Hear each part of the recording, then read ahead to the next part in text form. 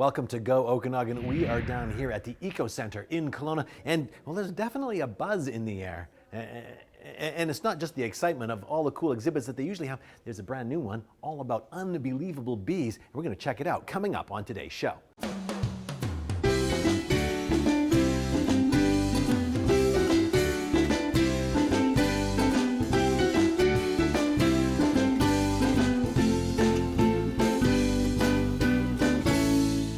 Now we're talking to James about, well, a building full of bees here. You've got a great exhibit. We do. We've had this exhibit going on now for about half a year, and our newest addition is a live beehive that we got 6 weeks ago. Wow. And it started out with about 5,000 bees, and now it's up to almost 20,000. Wow. The entire building's all about bees as well. I see that. Our exhibit's called Unbelievable Bees, and there's a display with a beekeeper and lots of different animals around that are all that we see in the Okanagan, and lots of information about pollination as well. Why do you think it's important to educate, the community and especially kids about bees? Well, there's a lot of talk recently over the last several years about decline of bee population and about colonies. So a large issue with that is commercial farming, pesticides, and different issues. So just bringing the awareness around the fact that bees are beneficial, are needed for our food production, and what people can do to help bees in the community is an important topic right now. So what do you think? Do you think when you see the kids come in, are they like hesitant around bees? We think bees and sting and stuff like that, or do they just want to learn more? Some children are afraid of the hive at first, and you can see them slowly walking over there and testing out whether they're going to get stung or not. But after 5 or 10 minutes, then they realize that it's a safe environment for them to learn about bees. And we educate the difference about bees and wasps, and that's a big issue as well. Right. Wasps can be really aggressive and really mean, whereas bees generally aren't aggressive out in the wild as well. So using that as an education opportunity is really good too. There they are, 20,000 bees? 20,000 bees, give or take, wow. in there. All of them are ladies. There's the odd male in there, but they're all female bees. And one queen has laid all of the eggs for the Wow, and bees. this started off as a much smaller hive when you first got it. We got it 6 weeks ago, and there was about 5,000 bees in there.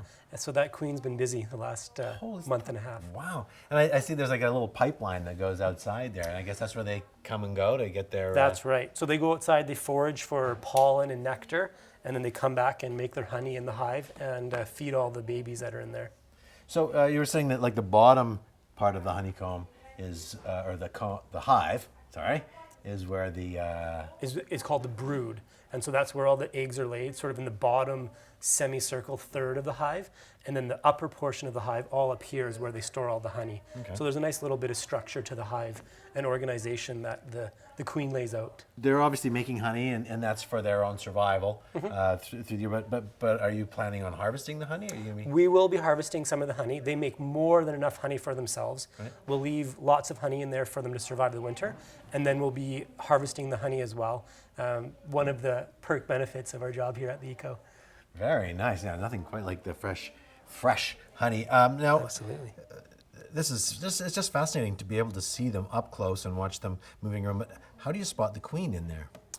Well, she's about twice as big as all the worker bees. Okay. And to make it easier, our beekeeper that has helped us out with this painted a little blue dot on her back too. So first of all, her size, but then secondly, it's a little bit of a cheater method, but we can help people see her with the blue dot. She's been seen about 3 or 4 times, so she's a little bit elusive at times. Right. You got to be patient if you want to come down and watch for 10 minutes. Maybe you'll see her, maybe you won't. You'll have to take your chances.